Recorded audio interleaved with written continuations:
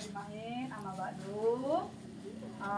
Alhamdulillah hari ini diberikan nikmat oleh Allah, yaitu nikmat cuaca panas diberikan hari ini ya. Karena udah beberapa hari ibu baru hari ini nggak bisa berhadir. Karena apa? Cuaca domestik, keadaan jalan yang tidak memungkinkan, banjir, ya kan? Nah, jadi sehingga hari ini kita dapat berkumpul kembali sebagaimana biasanya, yaitu belajar di sekolah walaupun nggak ada belajarnya, ya kan? Karena udah selesai ujian dan akan pembagian rapor besok hari, ya. Jadi hari ini akan diumumkan, ya.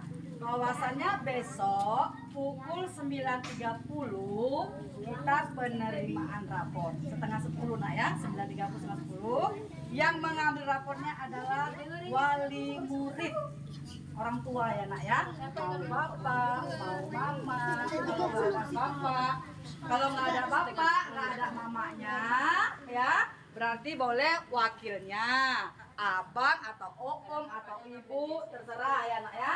Jadi usahakan kalau ada orang tuanya yang ngambil nak, ya.